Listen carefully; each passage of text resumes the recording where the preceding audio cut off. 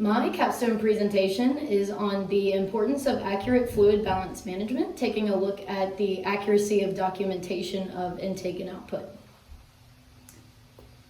During my clinical experiences, I've seen that intake and output sometimes gets neglected or pushed to the side when the patient isn't on a specific fluid restriction, but it actually can be important for every single patient and gives key insight to a condition that may be worsening or getting better. So when we keep accurate documentation of intake and output, it helps providers and other members of the care team to direct care. One quote from my research is, all members of the care team, such as medical staff, nurses, and dietitians, expect fluid balance totals, accurate fluid balance totals, in order to plan appropriate care. During my clinicals, I've seen patients who have multiple unlabeled cups in their room. You don't know how long they've been there. I've also seen duplication of documentation. An example of that, I saw a nurse go in and document 400 milliliters of urine output in a urinal but didn't empty it, which caused the tech to come in after her, and when she emptied it, she also documented, which caused the output to look like it had been 800 instead of 400, which, you know, that may seem little, but little things like that add up to big inaccuracies. A little further into my research, my lit review, not surprisingly, revealed a lot of inaccuracies in multiple studies looking at intake and output. These were found to mainly stem from undereducation of nurses, as well as the omission or duplication of data, as I had seen during my experience. Another quote from my research was, lack of time, increased acuity, and lack of education are all tied to the reasons fluid charting is inaccurate, as well as barriers to initiating new measures. The QSync competency that I decided to look at for this project was the utilization of evidence-based practice. This basically describes that when we use current evidence along with a nurse's clinical expertise together, that we can achieve the optimal level of care for our patients. I think that this directly correlates to the issue I was looking at by neglecting to accurately document the intake and output. We are clearly not meeting this competency in many of our facilities that we've been in. I also think that we can utilize this competency to not only fix, but also continue to fix the issue. Through using evidence-based practice that we can find, we can educate our nurses and our staff about the importance and why they should be accurately documenting this. And they can also go on to spread that information to patients and caregivers.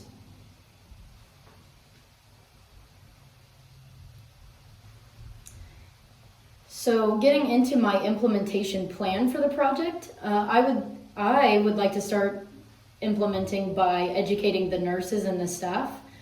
I would do this through distribution of educational materials and a little teaching or course during the daily huddle or in-service, at monthly in-service, to just go over and review and explain the importance of documenting accurately and how they should be doing it, and refreshers on conversions and what counts as fluid, what doesn't, what signs we should be looking for.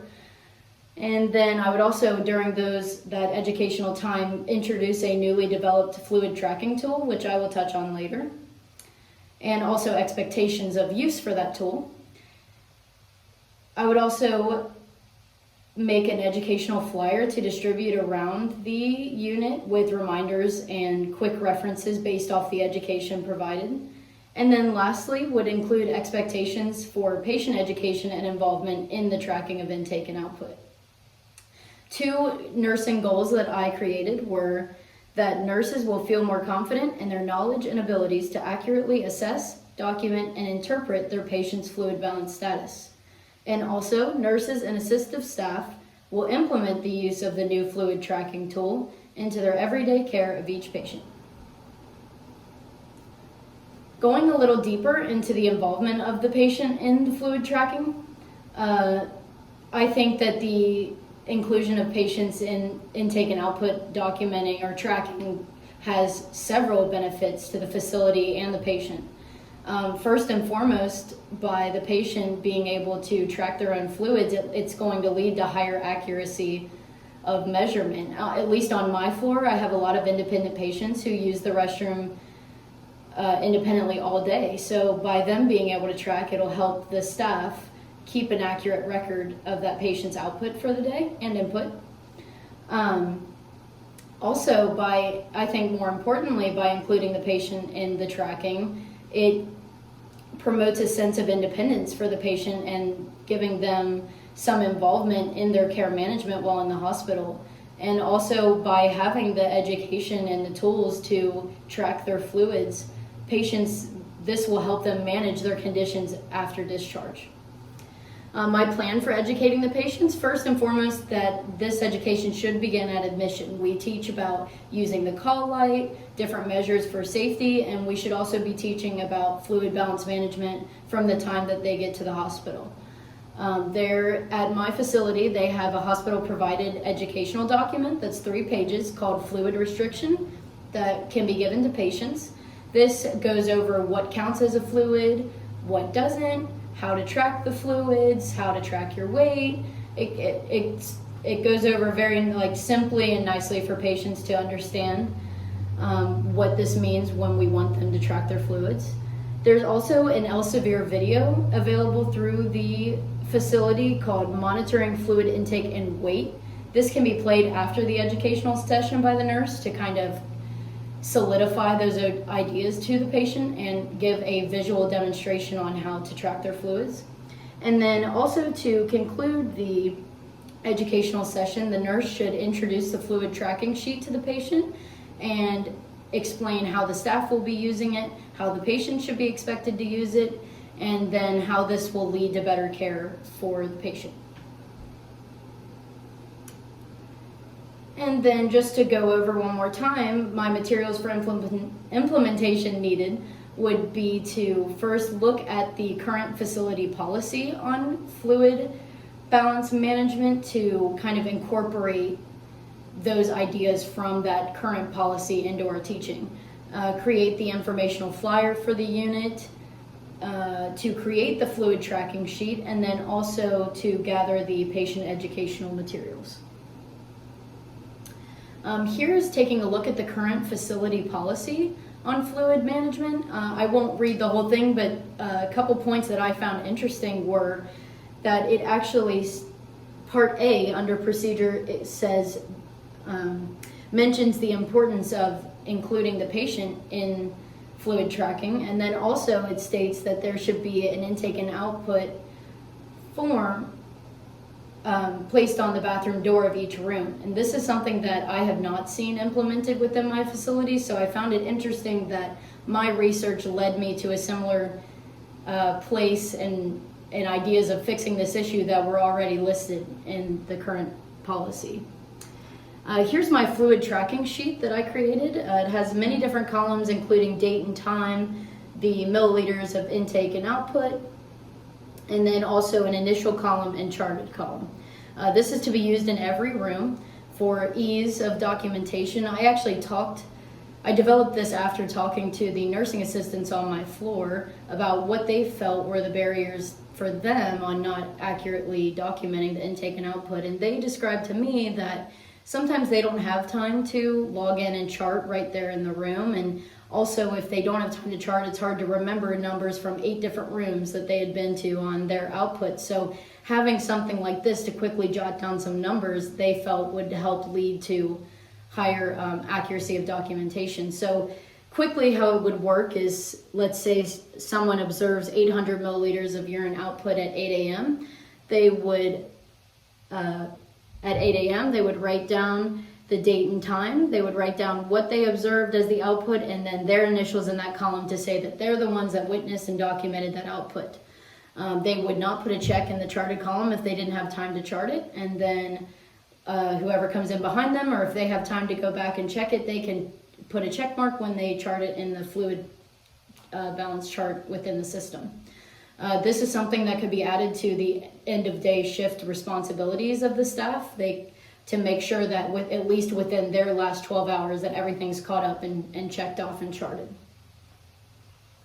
Here is the informational flyer that would be placed around the unit. It just goes over some quick notes and reminders about fluid management and tracking. And also this light box here gives some fluid equivalences, some quick reference for the milliliter conversions for common things used on the floor, such as the styrofoam cups or the little juice containers, so for ease of charting. And then this just is showing the patient educational materials that were provided by the facility I touched on earlier. This first page here is just page 1 of 3 of that fluid restriction document that was for patient education. And then here's actually a QR code for that Elsevier video. I think this is super useful. This could be sent home with the patient and they could just scan it with their smartphone or their device at any time to get a refresher on how to track their fluids. And then for evaluation of my project, I think the easiest means of evaluation would be to simply have a discussion with the staff and see if they're feeling comfortable in their abilities to accurately track the fluids, if they feel that the new tracking sheet is working. If it's not, recommendations to change it. The most accurate means of evaluation for this project would be to evaluate the charting before and after the implementation to see if the accuracy goes up after the implementation of this project and by how much, and see if we can continue to evolve and change on this project. And then I also thought that there could maybe be a short quiz after the educational sessions to the nurses, directly after, and then maybe every 3-6 months after that, just to assess retention of the information and also effectiveness of the teaching.